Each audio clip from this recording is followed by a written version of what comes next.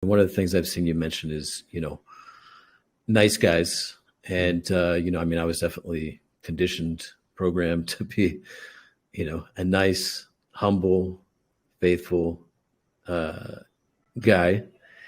And, um, as I look back to when I first kind of was finding my way on my own, first year at university, I just by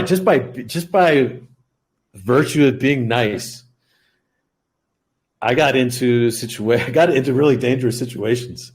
I happened to be going to the University of Utah in Salt Lake City, and where I was living at one point, I didn't know it, but it was like if you're out at night, this is where all the gay guys are hanging out, and they're on the prowl, and I had no idea. And being such a nice guy, like there was so much of the world that I was just not even aware of. But not that that's what we're here to talk about, but what is it that nice guys don't understand about women, relationship, marriage, divorce, these sorts of things, that by not understanding that can get them in trouble or lead to a terrible divorce? Well, culture and society tells men and women different things. They tell men do what's right, and they tell women you do what's right for you, girl. So that might sound the same, but they're totally different. Men are disposable. We've always been disposable. It's why women and children were off the Titanic first, and most of the men drowned, right? And that's just a feature of humanity. It's not a bug. It's just what creates more children into adults. If you preserve women and children, then you're going to further the benefit of culture and society. But I think that there's a lot of nice guys that are manufactured today, and I think there's a difference between nice guys and kind men. I think being a kind man is might sound similar, but again, it's different. Like nice guys create these covert contracts in their head. Dr. Robert Glover wrote a book called No More Mr. Nice Guy, and essentially that's what it all boils down to is you invest in these ideas in your mind. You create an agreement between you. Let's say you meet a gal, you like her, you marry her, you put a ring on her finger and some babies in her, sort of thing. And because you're a nice guy, you create this covert contract in your head that if you just man up, do the right thing, take the kids to all their extracurriculars, empty the dishwasher, load it up, cut the grass, that you're going to have a nice, productive, loving, enthusiastically, sexual, productive, like sort of marriage sort of thing. And it doesn't work that way because that's not how women are run. That's not what keeps them interested and attracted to men. It just doesn't work in that nice guy sort of concept. Well, I think it's a great way to sort of simplify things,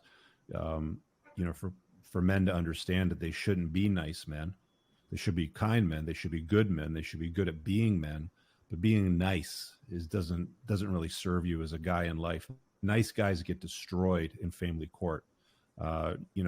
Being nice or being chivalrous is not the time to use that little life strategy in a divorce, for example. So there's a time and a place, I guess, for maybe niceness, but at the end of the day, I think men need to tune in a little bit more to their inner asshole, and subscribe to the notion that without men or daddy being happy in the household, nobody's going to be happy, right? So, we used to have a lot of authority in a household, with a family and in a relationship. We still have responsibilities. We have responsibility to protect, preside, provide and pull our end of the bargain. But we don't have a lot of authority anymore. I think it's, because guys have turned into nice guys. It's where we, you hear a lot of terms, today's in sound bites that I think a lot of your audience will pick up on once they start to listen to it, like the word partner, for example. Partner gets thrown around a lot, and I don't buy it. It's husband, wife, it's boyfriend, girlfriend. It's not partner. You're not partners in a law firm. You're not partners in a business. You're not equal and exactly the same. Men and women are different. And, trying to blur the lines, between the sexes and equalize things and make men less so women can become more.